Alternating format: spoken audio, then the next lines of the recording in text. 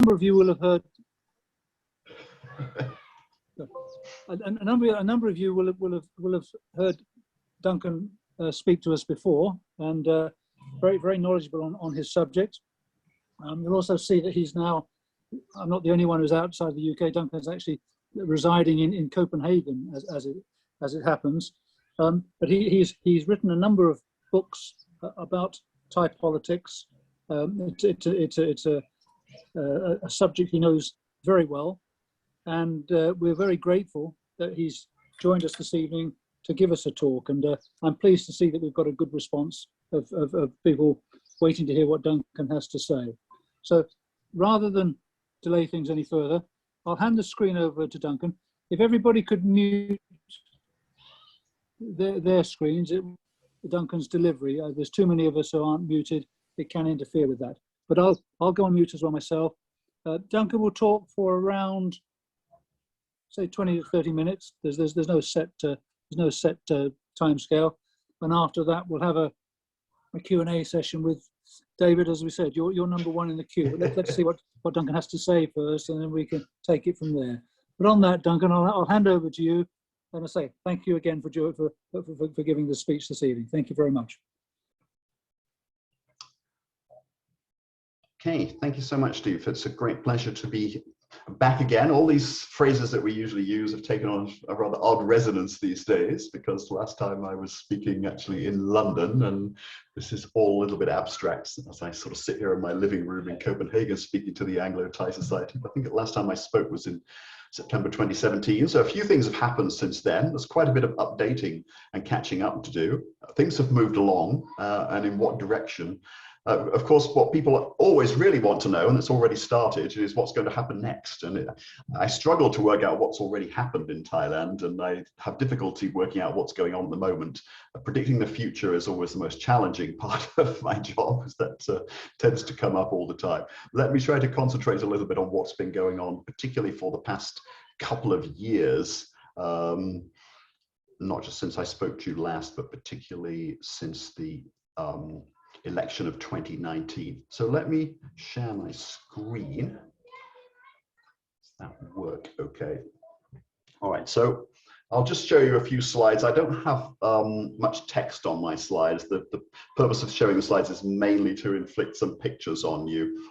This is one I took during the coronation in May 2019, and those who look very closely will see that the number 10 is visible on the Democracy Monument, illustrating that this was a particular juncture in Thailand's political history, and not one I felt that I really couldn't miss, because there hasn't been a coronation in Thailand since I was born, so I had to go back for it. But the most important things that have gone on really in Thailand over the past couple of years relate to Thailand's electoral politics, what happened in the election in March 2019 and afterwards, and how are we to understand a number of subsequent developments. And that's what I'll primarily focus on in terms of talking about the state of Thai politics. It's a bit difficult to talk to an audience like this because I know many of the people in the room know a great deal about Thailand. You know, I often give talks where I have to start off really by showing people a map and telling them where Thailand is, and talking about some very basic stuff about political history, 1932, blah, blah. And we're going to skip all that, obviously, but if people want me to talk in a bit more contextual way, I can obviously do that. So, let's see if I can get the next slide to come on. All right, yeah. So, what's Thailand famous for? Well, really two things. More military coups than anywhere else on the planet over the past 100 years or so, and then more constitutions.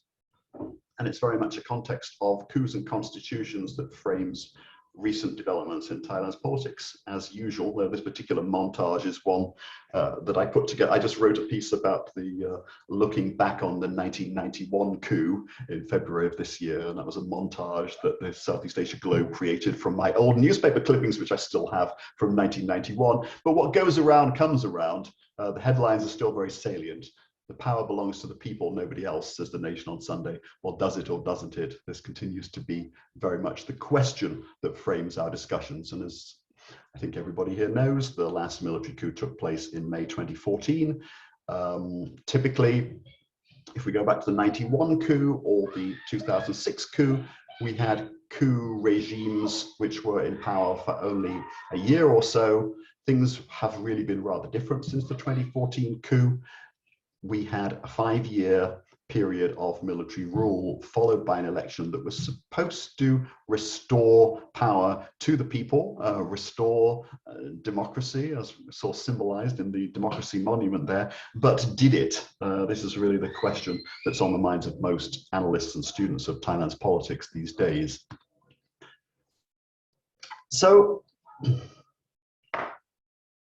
how are we supposed to characterize Thai politics? This is always a terribly difficult problem because I'm meant to be a political scientist and I'm meant to be able to tell you what kind of government or what kind of regime countries like Thailand have. And this is a really difficult one to classify. So typically people who work in the field of comparative politics fall back into these rather opaque phrases like hybrid regimes to attempt to capture what is going on here. What we have really is a political system where elections do take place, but it may not necessarily be elections that actually change power, and it may not be that civilians or people occupying seats in parliament have real control over the government and what is going on. And that may be even less so than before. I started my PhD on Thailand's politics in 1990, and many things have happened since then. I wish I could tell you during that period of time, Thailand has become more democratic, more open, has a more thoroughly and robustly established representative system. That wouldn't really seem to be the case. In fact, I could make a case rather along the opposite direction, that things are somewhat more gloomy if you would like to see Thailand move in a democratic direction than they were 30 years ago and at many other junctures during that 3-decade period. So what we really saw in 2014, and I don't want to be hailed as a soothsayer, and I don't want to make future prophecies, but I did write an article just a few days after the 2014 military coup saying that this was not a typical coup and it wasn't going to be a nice simple progression back to constitutional reform and electoral politics within a year or so, as have been the case with the previous coups. And that very much turned out to be true. And those of you who've been following Thailand for a long time, which is, I think, most of the people in this room, will be well aware that in the period before 2014, Thailand was frequently affected by very serious political polarization between two sides, which came to be known rather crudely and simplistically as yellow versus red. The yellows initially symbolized by the People's Alliance for Democracy, which was a movement that set out to try and bring down then Prime Minister Thaksin Shinawatra, who became Prime Minister in 2001 and was ousted by a military coup in 2006. And then a counter movement, so-called red shirt movement, supporting Thaksin. And clashes between these two movements and between voters who were polarized along red-yellow lines, typically pro-Thaksin parties versus the long-established Democrat Party, characterized much of what happened during Thailand's politics during that period from 2006 until 2014. And of course, 2013-14, there were again massive demonstrations against the then government of Yingluck Shinawatra, Prime Minister, who was the sister of Thaksin Shinawatra. And in many ways, that protest movement sort of reenacted what happened with the PAD in 2006 and laid the groundwork for a 2014 military coup. So a lot of the rationale for the 2014 military coup is we have to restore order. People are tired of all this contestation. People are tired of all this political feuding and polarization, and we need to fix the system once and for all. The problem with the fixing of the system once and for all is that for most practical purposes that involved a determination by the coup leaders led by General Prayut Chan-o-cha, who remains Prime Minister of Thailand to this day, to purge the country of the, as they saw it, malevolent influence of Thaksin Shinawatra, Yingluck, the Red Shirt movement, and all their works. The problem with this is that, as many of you will know, Thaksin successfully won elections in 2001, in 2005. After the military coup of 2006, his parties won the election of 2007, and they also won the election in 2011. So they'd won 4 elections in a row. That's not counting the 2006 election, which they also won, which was dissolved by the courts, nor is it counting the 2014 election, which they also won, which was dissolved by the courts. So it's actually 6 elections in a row were won by pro-Thaksin parties. In other words, a very substantial proportion of the country's population was supporting political forces that the military and the country's conservative elite came to hold in very deep disapproval. So there's a massive clash between people on one side of the political divide and the other. So the solution to the problem was essentially to make it impossible for parties associated with pro-Thaksin sides of the debate from winning the election. So here you have the problem of the election, which is lost and won by the forces that seized power in 2014. We have a number of very strange things happen. First of all, Thailand proceeds to adopt in the 2017 constitution an electoral system that nobody else in the world is really using anymore, which has a built-in tendency to do certain things. The rather unusual electoral system that Thailand adopts gives a huge boost to medium-sized parties. But what it does also is prevent parties from becoming very, very large. So if you win too much support, you end up getting no seats on the party list whatsoever. So we had the ironic situation that the Pheu Thai party, Thaksin's party, essentially won more seats than any other party and would therefore, under most political systems, have won a lot of party list seats as well, and didn't win a single party list seat. Instead, the party list seats were divided between other parties, particularly medium-sized parties. That then prevented Pheu Thai from having quite enough seats to form the government, but the pro-military side themselves didn't have enough seats to form the government, and they had to rely on enlisting support from medium-sized parties.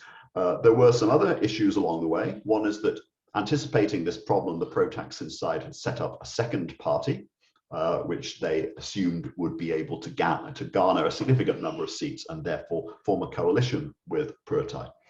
But that was not to be, because a long story, which many of you will know, but essentially the party was dissolved by the Constitutional Court as a result of improperly nominating a member of the royal family, who may or may not be a member of the royal family, to be their prime ministerial candidate, thereby incurring the displeasure of the throne, and a sort of an edict of denunciation was issued, and before we knew it, that party was dissolved. So had it not been for that dissolution right in the middle of the election campaign, the pro-Thaksin forces would have won the election. Even so, they were not able to form a government because the pro-military party, Palang Pracharath, then proceeded to enlist a very large number of small and medium-sized parties to join their corner. So you ended up with an unprecedented 19-party ruling coalition taking power in Thailand, which is highly irregular. But then following on from that, the thing I've been particularly interested in and working on the past couple of years has been the Future Forward Party, the upstart new party that was founded by billionaire auto parts tycoon Thanathorn in 2018. This party garnered 6.3 million votes, including the votes of many of the people under 25 who were dissatisfied with the existing parties and wanted to support a new progressive force. This party posed, again, a kind of existential threat to the Prayut government. So even after Prayut had figured out a way to make himself prime minister again through what was essentially a manipulation of the electoral system, the Future Forward Party continued to be a thorn in the side of the government and was dissolved by the Constitutional Court on my birthday last year, the 21st of February. I remember that date's fairly well etched into my mind. So a party that had only been around for a year before it became the third largest party in parliament was then peremptorily dissolved by the Constitutional Court, thereby wiping out a major source of political opposition. So what we've seen is, through these actions of the Constitutional Court, adopting essentially a very partisan stance, because the basis on which the Future Forward Party was dissolved was, to put it mildly, rather tendentious. The actions of that party really demonstrated a very explicit support by the Constitutional Court for the prevailing conservative order and the military. So got into some very difficult situations there. Nevertheless, there was a backlash. What happened last year, shortly after the dissolution of the Future Forward Party, was that waves of student-led protests began in Thailand.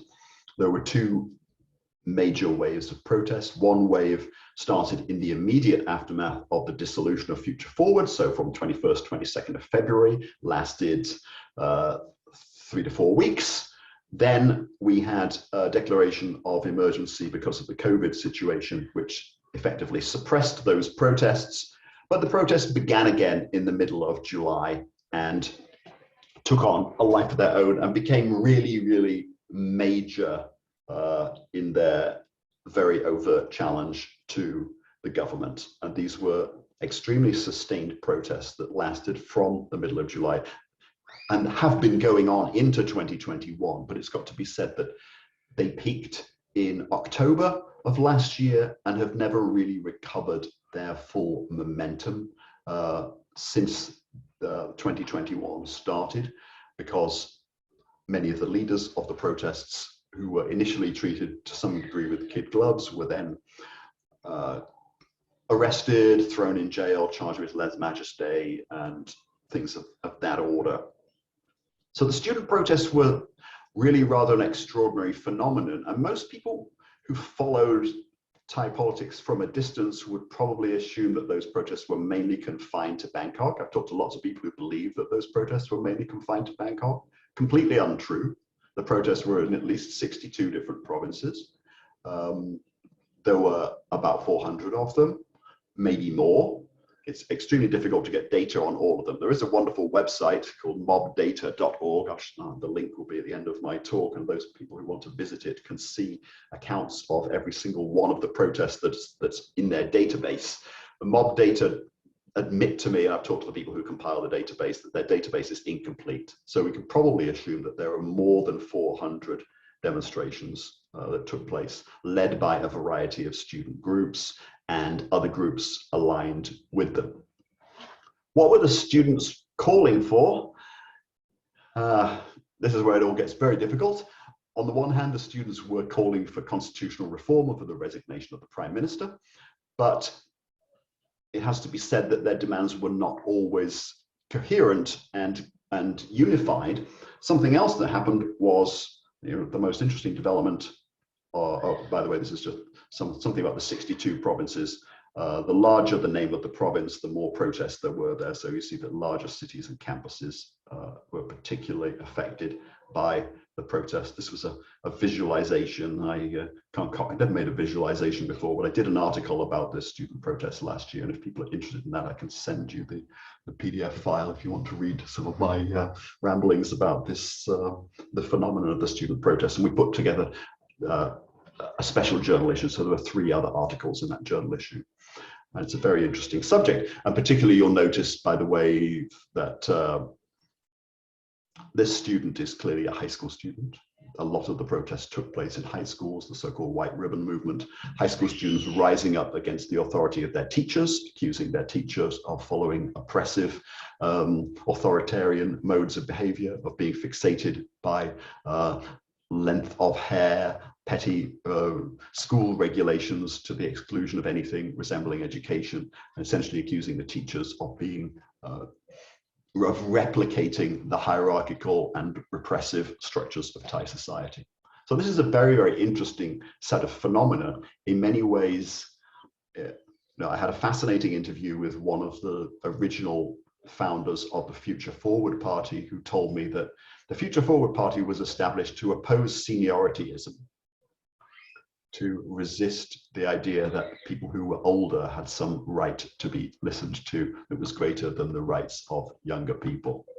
Now, most of the people on this call, I'm sure, have spent time in Thailand or lived there for some years. You'll be very familiar with the fact that it's impossible to utter a polite sentence in Thai without alluding to whether you are older or younger than the person that you're addressing.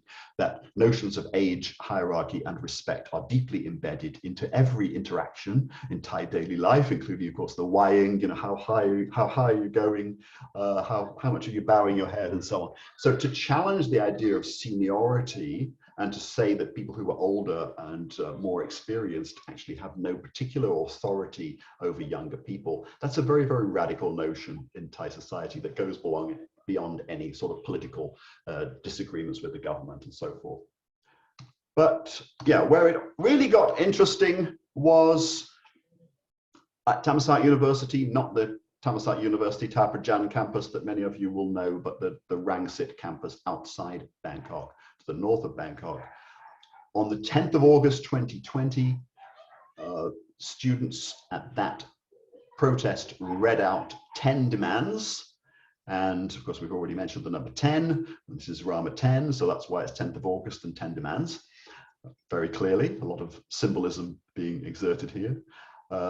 And the 10 demands essentially boil down to a demand that the Thai monarchy should be a constitutional monarchy, that should not intervene in politics, that should not make public statements about whether it's appropriate for people to vote for particular political parties and so on, should not interfere in politics in other ways, and also calling for the desacralization of the monarchy, saying that this cult of monarchy and exaggerated praise for everything that the royal family does is unhealthy in a democratic society. These are very, very radical things for people in Thailand to say. And they were said in public by these groups of students who went on to make those demands quite central to the protests that followed. So this was both the strength and weakness of the protest movement. People got very excited about the fact that they were talking about what had been seen as previously as unmentionable, taboo topics.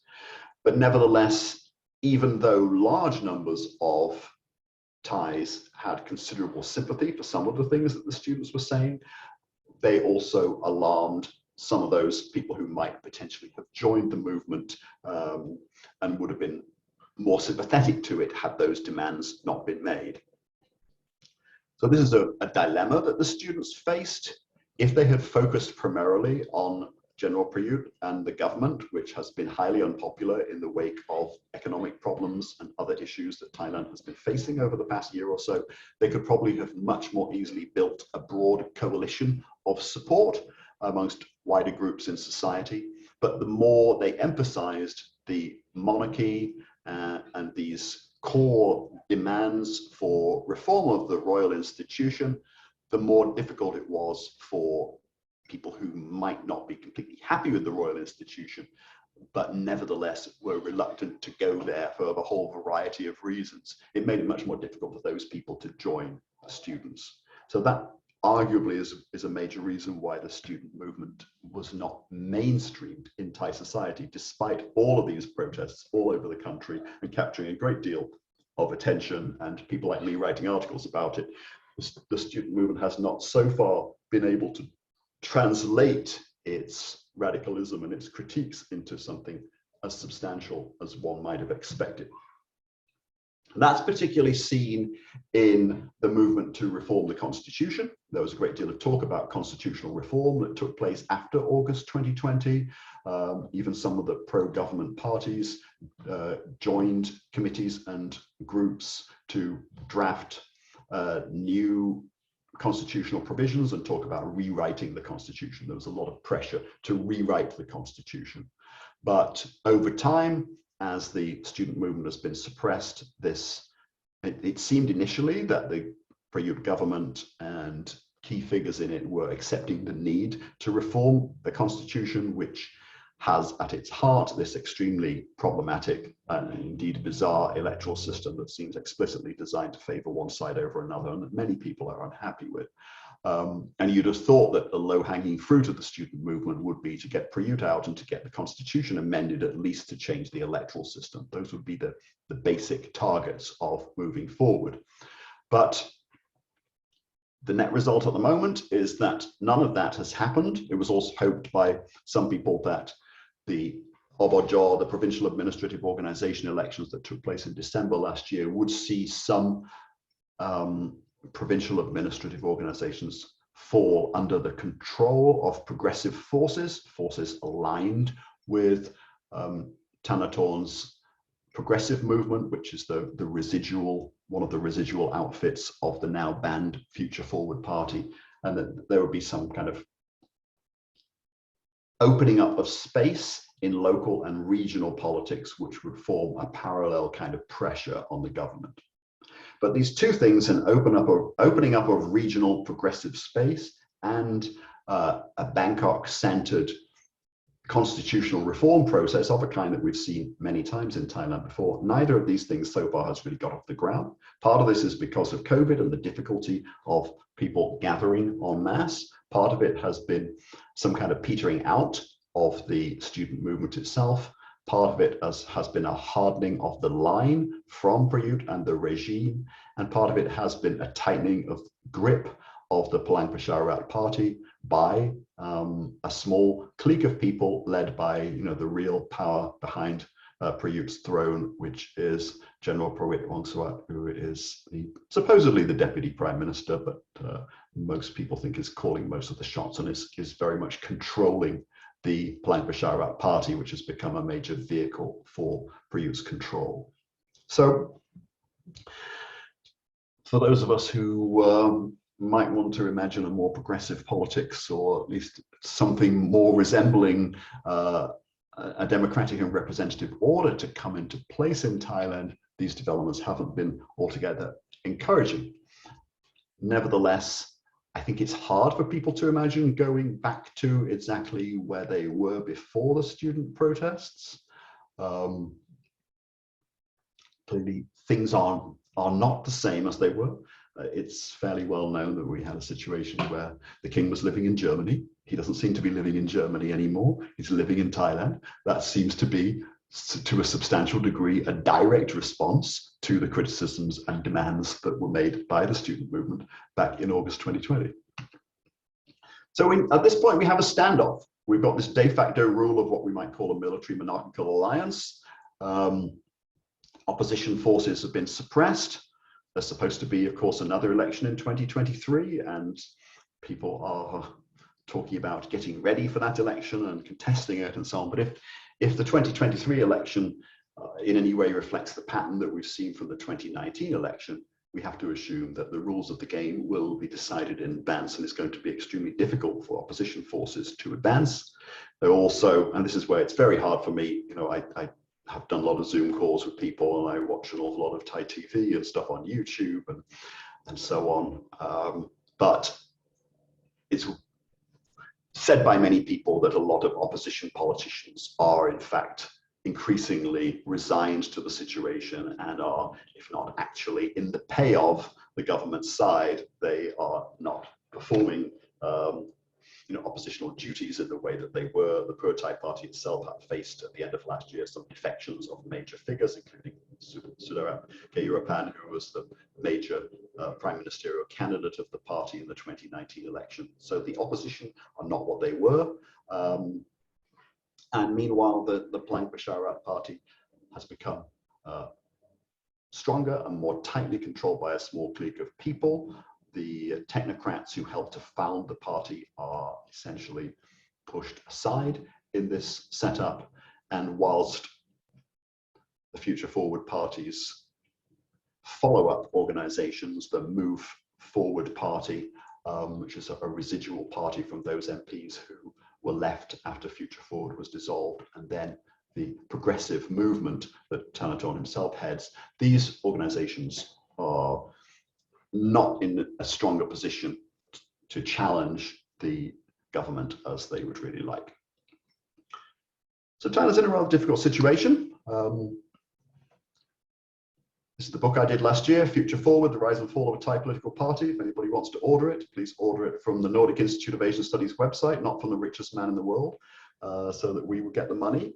If you're interested in the mob data, www.mobdatathailand.org.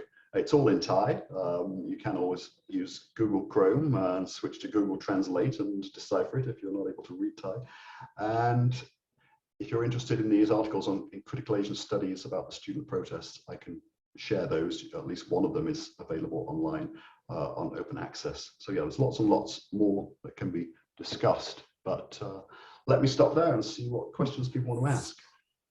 Indeed, Duncan. Thank you very much. I mean, that's given us a pretty thorough rundown, and I think a very well informed rundown, and I think accurately places where Thai at the moment. I think with everything else going on, one of the big complications, in many ways, perhaps this has been an advantage for the government, has been COVID coming along, and how that's given them the ability to take certain actions which perhaps they wouldn't have been able to otherwise. And that's probably preoccupying, particularly with the latest wave that's hitting Thailand at the moment and the region. This is probably preoccupying a lot of people's attention at the moment, and it's taken the focus away from the current political situation. And it's going to be a while, in any case, before COVID has got back under control. But it's a very, very, very good rundown. Rather than go to David first, perhaps he keep his question in abeyance. I say, bearing in mind that this is being recorded, and whether we do release it, we'll look at that later on. But we'll try and keep the questions on the subject matter, and not being too awkward from any side.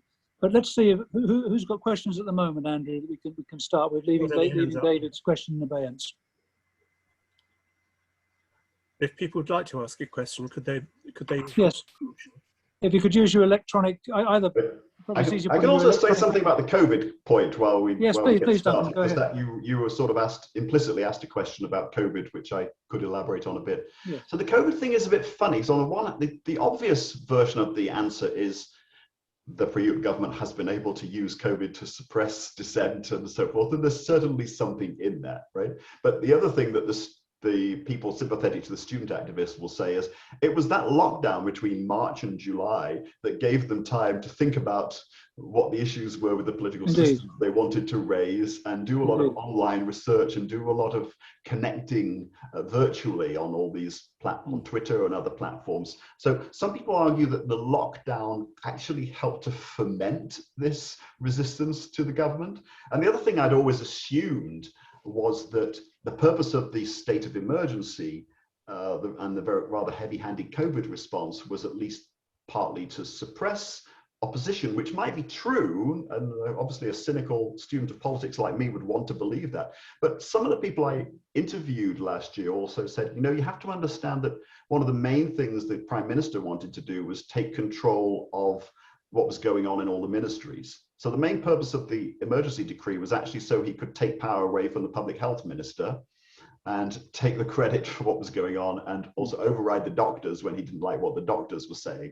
So part of it was actually a very heavy-handed way of overriding resistance in cabinet and in the bureaucracy, as opposed to resistance in the wider society, which is something I hadn't really thought about not being there, but that struck me as highly true, and highly true again, I think, with this latest lockdown, that there's this struggle going on between the different forces inside the government, and the emergency measures are very useful for the Prime Minister to stop other people taking any credit. Yeah. Indeed, and to something he can exploit to his own advantage.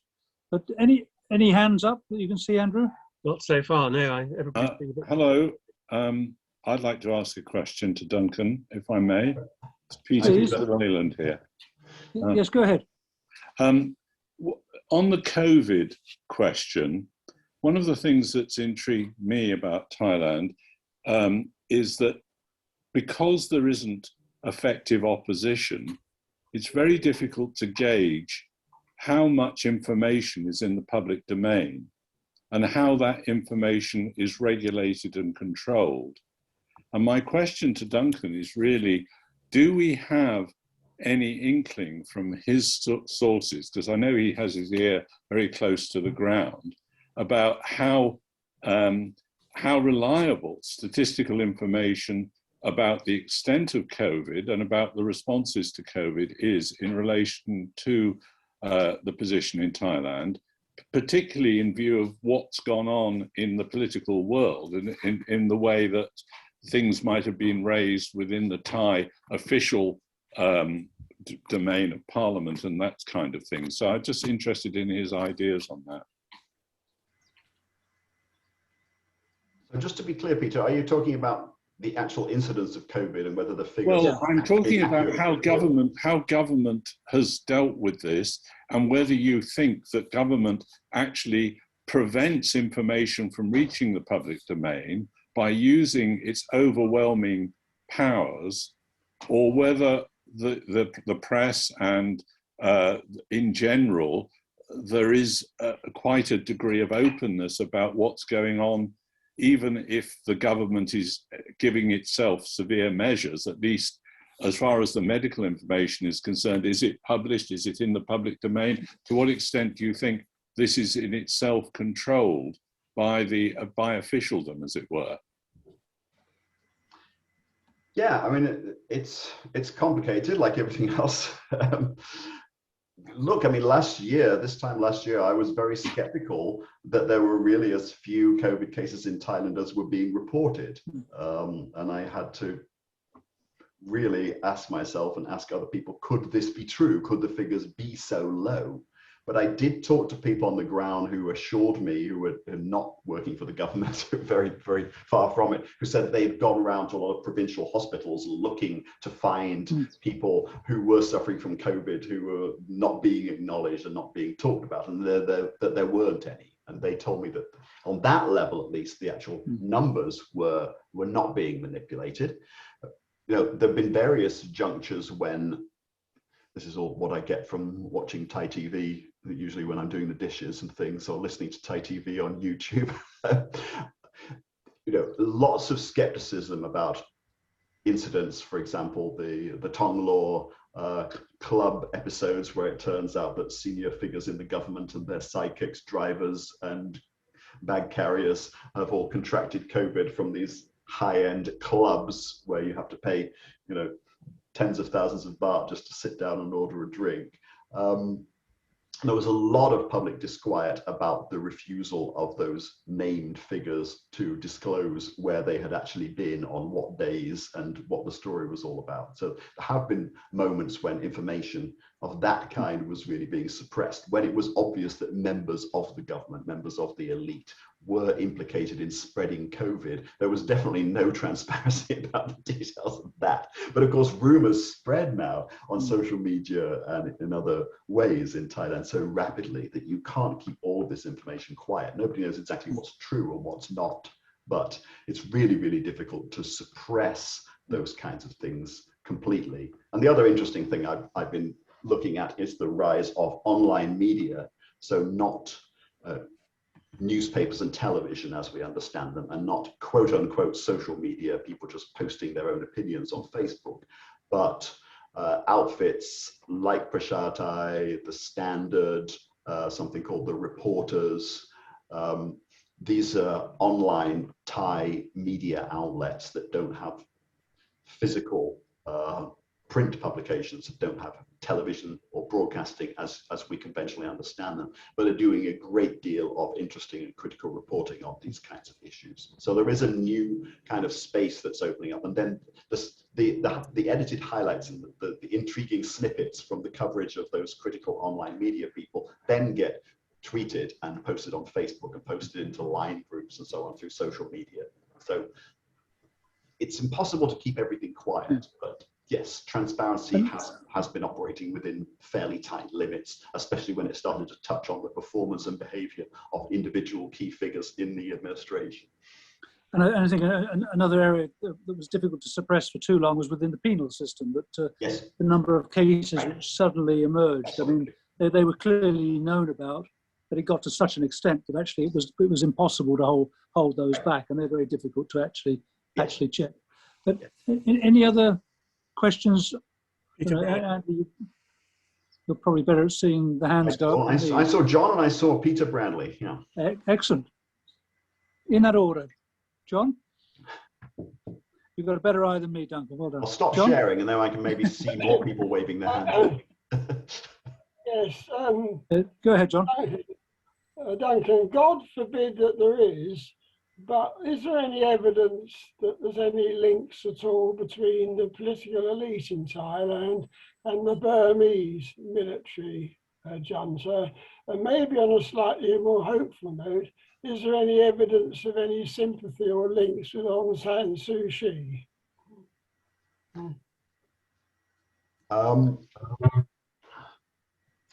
Yeah, well, I think there is obviously a meeting of minds between the military leadership in these two countries. Yes, but of course it's very difficult to prove.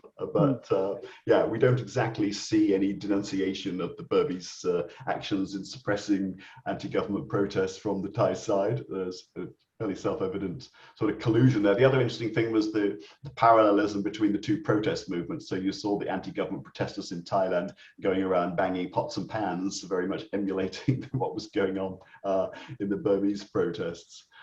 But yes, on sympathizing with Aung San Suu Kyi, would that be, you were asking about the Thai military or the Thai people? Oh, well, I think maybe the Thai people. Yes.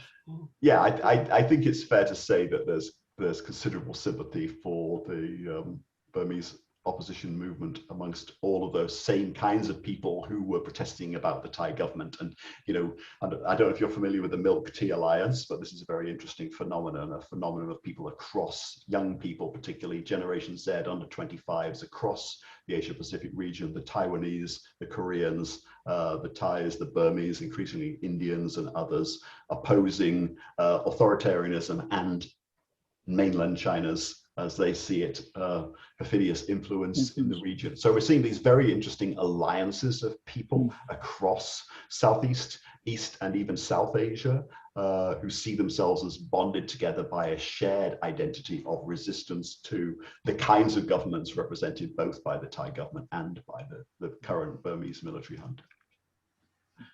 Thank you very much. Thank you. Peter, you have a question?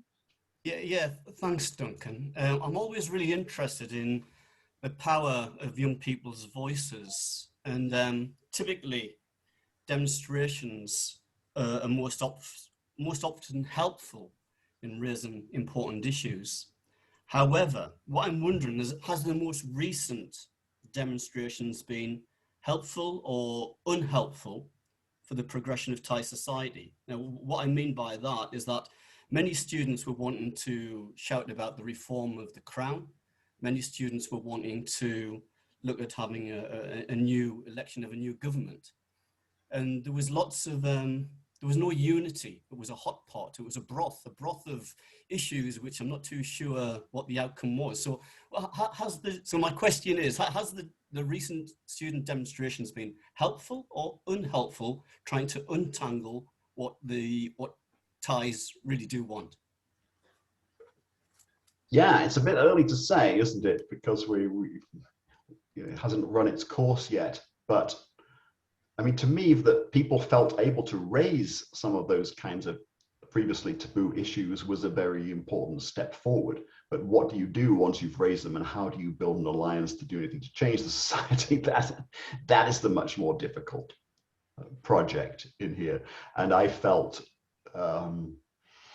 very disappointed, I must say, that they were unable to, you know, one reason I was so interested in the Future Forward Party was that Thanatorn picked this orange color to say we're neither yellow nor red, we're positioning ourselves differently, we want to get over this kind of divide. Now, clearly he is effectively on one side of that divide on some level, but he was also very, very deliberately reaching out to people who in the past had adopted a different stance and said that the time for that stance has passed and we now need to move forward to something else.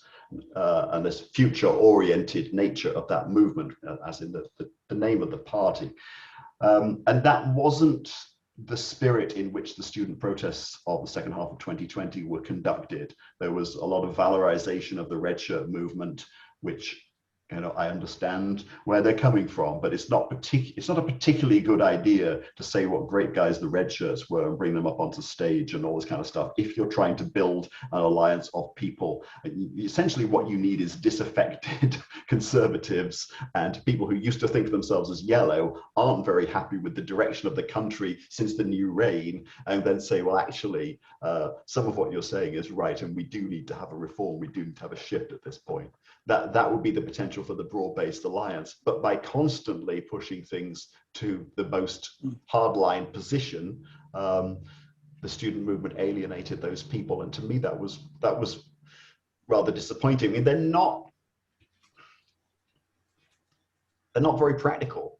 They're extremely idealistic people. And they see things in their own way, and they will say, if you talk to them, and I haven't talked directly to the leaders, but I talk to people who know them, what they will say is, but everybody in the past sold out. You know, they just tone down this. Don't talk about those problems. Concentrate on these other issues. Let's just change the government, change the constitution. Well, we've done that several times before, and that didn't get us anywhere. So let's go to the heart of the problem and start talking about the monarchy.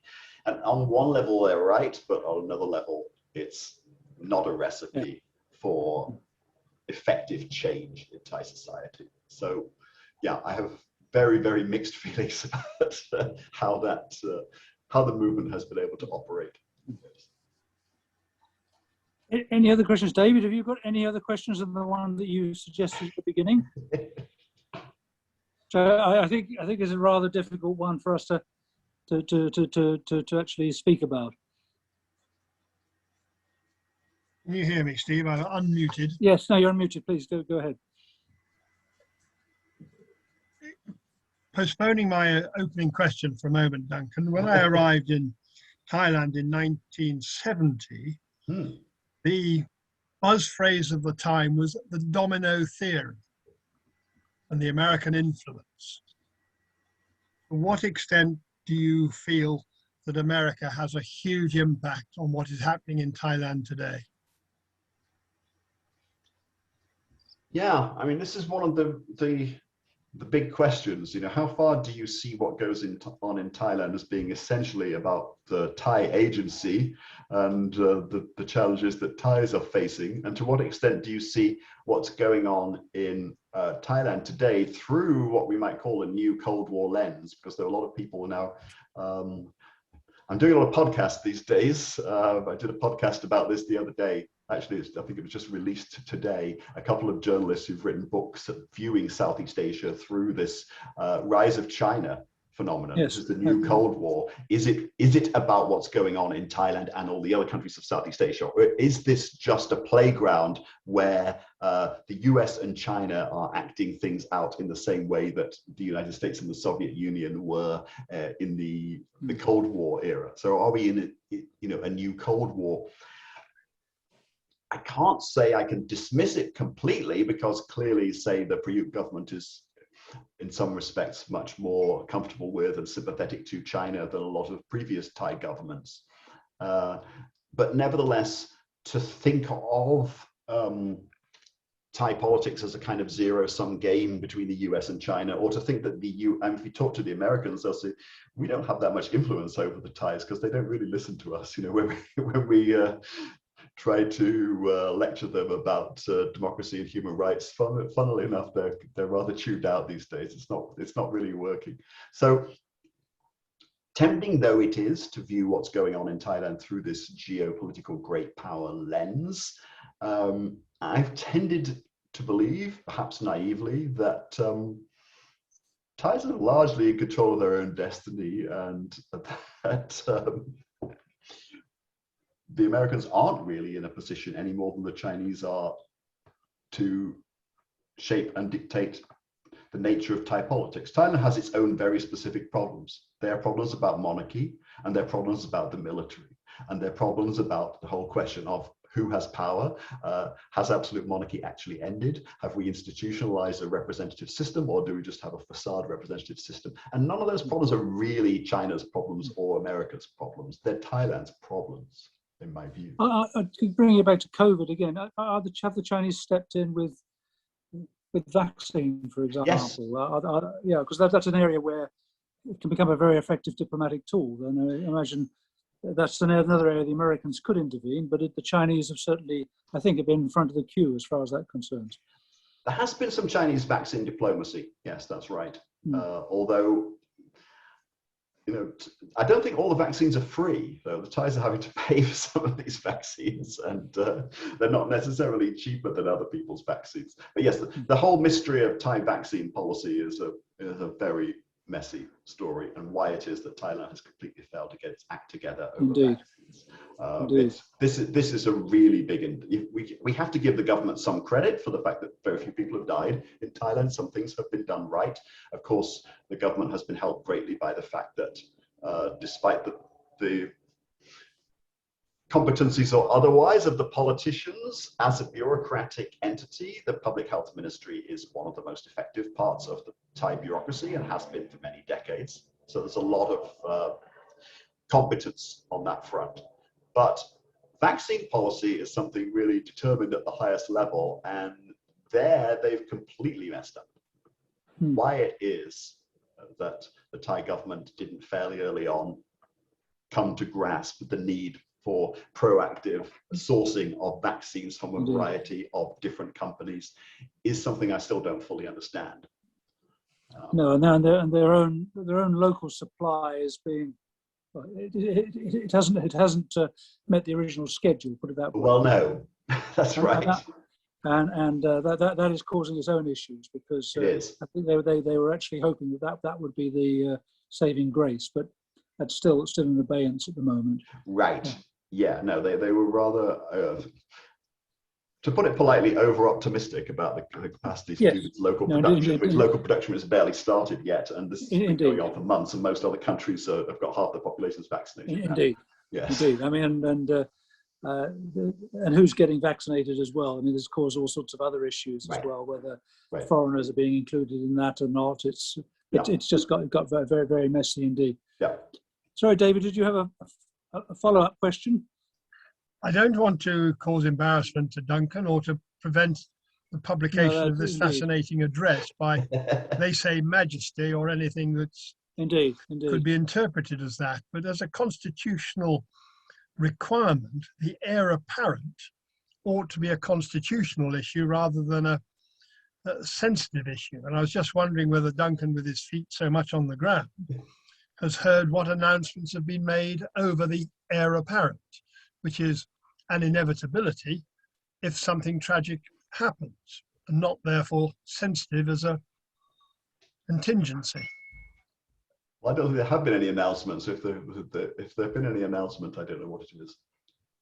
Okay, well, I'll let you leave it at that. Thank you. Right. That's probably the best way of handling it, David, I think.